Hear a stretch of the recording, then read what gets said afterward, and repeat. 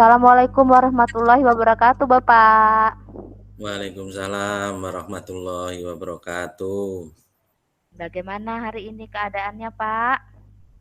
Alhamdulillah hari ini keadaannya baik, tapi ada beberapa mungkin yang perlu nanti saya sampaikan ke Ibu ini. Wah, ada masalah sepertinya ya, Pak ya? Ya, bisa dibilang masalah, bisa dibilang apa ya? Saya sendiri sih yang bingung sepertinya semacam itu sih, Ibu. Baik. Jadi hari ini, sesuai dengan kesepakatan kemarin jamnya ya, Pak ya. Jadi kita hari ini akan membahas masalah yang, atau mungkin yang membuat Bapak bingung nih. Kira-kira apa nih, Pak, kalau boleh saya tahu yang membuat Bapak bingung? Sebenarnya ini yang membuat saya bingung ini sudah terjadi lumayan agak lama sih, ya. Jadi intinya ini mengenai pemakaian gawe di sekolah saya ini, Bu ya.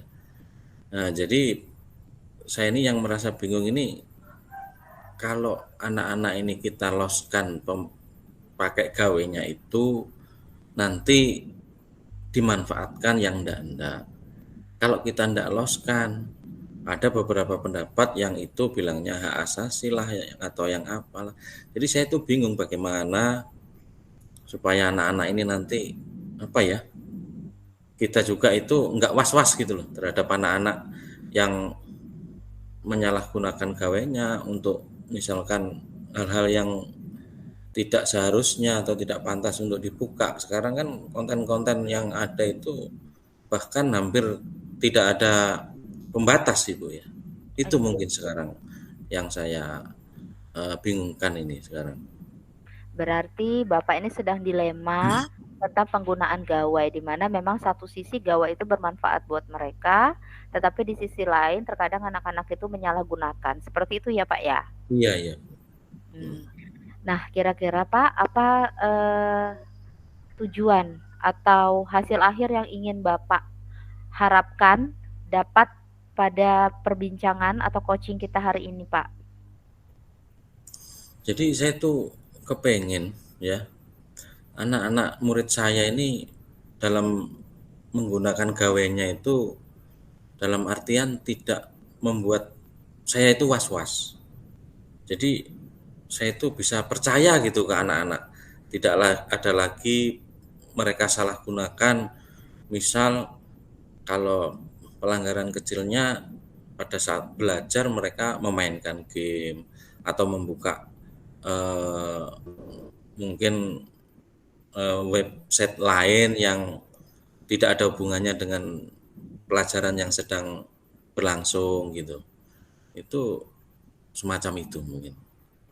Berarti, Bapak inginnya itu mereka itu menggunakan gawai itu sewajarnya ya, Pak, ya, dan tidak melakukan atau menggunakan gawai itu di luar jam pembelajaran, seperti itu ya, Pak, ya? Ya, bisa dibilang seperti itu, Bu. Eh, ini karena sekarang ini kalau di tempat saya itu apa ya, gawe ini mereka pakai itu kemarin-kemarin itu ada beberapa sih yang menyalahgunakan sehingga hmm, banyak dari mereka yang sudah dipanggil, kita panggil ya kenapa sampai melakukan membuka yang tidak seharusnya dibuka waktu pelajaran, terus banyak bermain game. Ini di masalah pemanfaatannya sih kayaknya ini perlu untuk diperbaiki menurut saya ini. Oke, berarti Bapak ingin memperbaiki di bagian pemanfaatan gawai tersebut. Nah, Pak, saya ingin bertanya, kira-kira faktor apa saja yang dapat menyebabkan hal itu tuh bisa terjadi, Pak? Mereka itu membuka, situs-situs atau mereka melakukan hal-hal lain di luar pengawasan itu, faktor-faktor apa aja yang menyebabkan hal itu bisa terjadi menurut Bapak? Ya mungkin faktor yang pertamanya ini kan gawe ini kan sekarang bukan hal yang asing ya bagi kita, apalagi anak-anak. Dari anak kecil mungkin balita sudah dipegangkan gawe ya sama orang tuanya. Nah ini yang pertama ini edukasi mereka itu kok rasanya sangat minim masalah gawe ini. Kemudian yang kedua ini apa ya? Anak-anak ini kalau sudah memegang gawe itu lupa semuanya. Maksudnya lupa semuanya ini mereka itu asik gitu loh. Asik bermain di situ ya. Sampai mungkin ini waktunya ngapain, ini harus seperti apa itu mereka lupa. Dan yang ketiga itu ya namanya anak-anak kita ini ya, eh, apalagi bermain-bermain sama temannya ini jadi malas karena sudah ada yang asik diajak untuk bermain ini yaitu gawainya itu. Mungkin seperti itu. Nah, jadi mungkin faktornya pertama minimnya edukasinya tentang penggunaan gawai, kemudian mungkin mereka sudah punya rasa nyaman dengan gawai tersebut ya Pak ya, Iya, sehingga nah aplikasi-aplikasi yang di dalamnya sehingga untuk berinteraksi dengan orang-orang lain juga mereka sudah tidak ingin gitu, karena mereka sudah kecanduan dengan gawai tersebut. Nah, kira-kira Pak untuk mengubah seberapa besar sih Bapak ingin mengubah anak-anak? Nah, sebelum saya tanyakan bagaimana cara mencapainya, saya ingin tahu dulu seberapa besar Bapak ingin anak-anak itu berubah agar tidak menggunakan gawai yang tidak sesuai dengan ketentuannya itu seperti apa, Pak? Seberapa besar Bapak ingin merubahnya? mungkin kalau dipresentasekan yang sekarang dengan keinginan saya ini ya, kalau diangkakan itu sekarang di angka mungkin 6, yang saya inginkan itu bisa di angka 8 atau bahkan 9 ya. Itu nantinya itu. Karena apa ya? Ini dirasakan oleh semua warga sekolah sih seperti itu. Itu mungkin yang saya inginkan persentase ke depannya.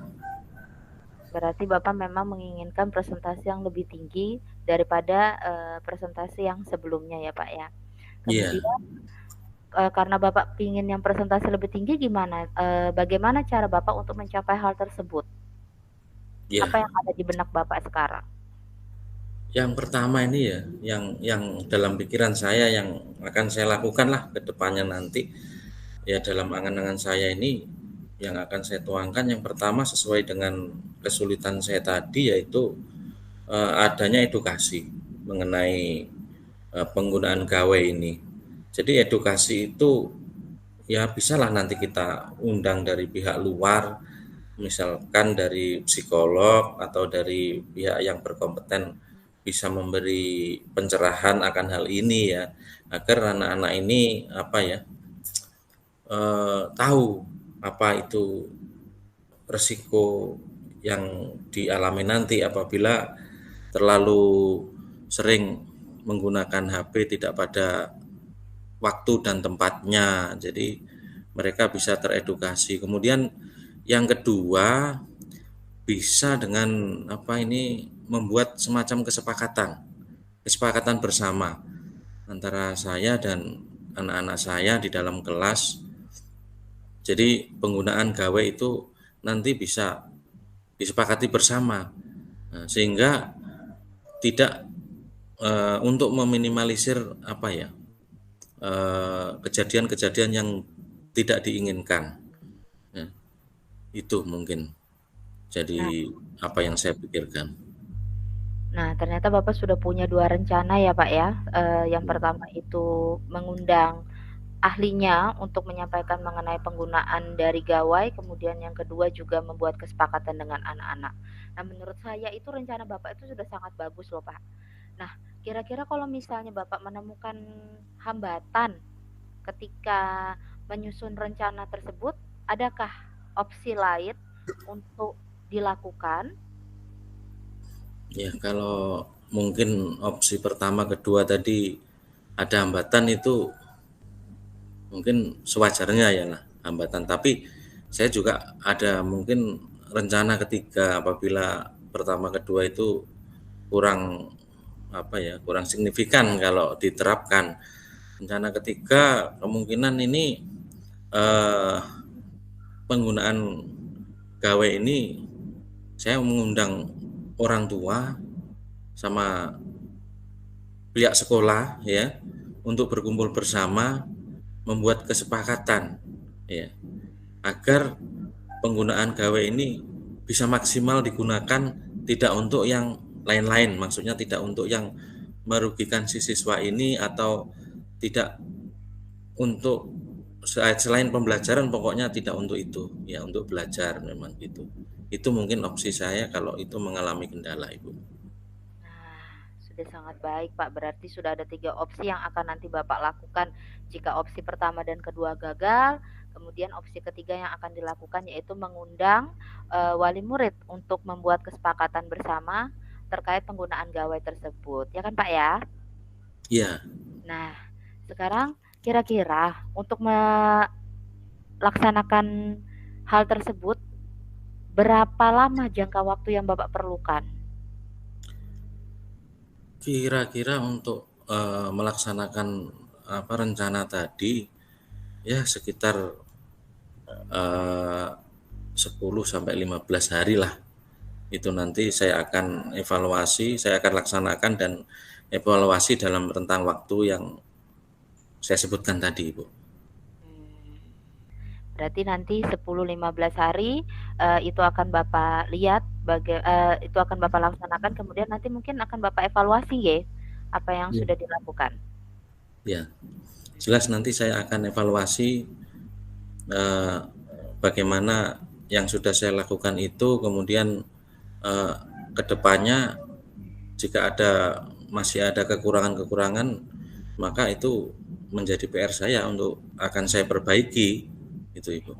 Oh, kemudian Pak, adakah upaya Bapak untuk mengatasi hambatan jika memang nanti pada saat rencana tersebut dilaksanakan itu ada hambatan-hambatan sedikit di dalamnya? Kalau rencana itu nanti saya lakukan kemudian ada hambatan, ya yang saya lakukan dalam pikiran saya harus saya berkolaborasi dengan pihak-pihak terkait, misalnya saya dengan kepala sekolah harus sering-sering berkonsultasi mengenai apa yang akan saya lakukan. Kemudian kalau memang diperlukan pihak orang tua juga diundang ke sekolah untuk membicarakan hal ini. Dan tak lupa yang pertama tadi dari gagasan saya yaitu edukasi itu memang sangat diperlukan saat ini, ya sebisa mungkin secepatnya ya itu kita diskusikan dengan teman-teman untuk mengundang dari pihak luar gitu. Yang penting di sini adalah kolaborasi. Iya, betul sekali Pak. Berarti adanya harus kolaborasi ya antar sesama warga sekolah, kemudian wali murid untuk menyelesaikan masalah tersebut. Nah, sekarang Pak, komitmen yang akan Bapak lakukan terkait dengan rencana tersebut itu apa Pak? Biar rencana tersebut itu tidak mandek di tengah jalan. Komitmennya apa? Ya, saya berkomitmen ini dari rencana itu tadi semua saya akan dari 10 sampai 15 hari itu akan menjadwalkan itu semua dari awal apa yang akan saya lakukan, kemudian di pertengahan hingga akhir sampai evaluasi, Bu. Mungkin Ah, itu. oke, ternyata memang sebenarnya semua itu sudah Bapak rencanakan dengan matang. Tinggal nanti bagaimana proses penyelesaiannya ya Pak ya. Iya, Ibu. Iya. Nah, nanti mungkin, proses coaching selanjutnya mungkin saya ingin tahu Pak perkembangannya bagaimana. Jadi mungkin kita bisa, saling berdiskusi lagi ya Pak ya terkait dengan masalah yang hari ini. Boleh, boleh Bu, nanti harus Oke. itu Bu kita lanjutkan lagi. Oke Pak. Mungkin berarti Bapak sudah merasa bagaimana nih sekarang Pak perasaannya? Alhamdulillah sudah apa yang saya rasakan ruwet di dalam pikiran saya tadi ternyata sepertinya sudah terurai di sini ya. Mohon maaf Pak Karena Eko, Bu penguatan Desi dari apakah sudah selesai? Kalau sudah selesai silakan ke main room. Berarti Pak, kita sampai bertemu di coaching selanjutnya ya Pak ya.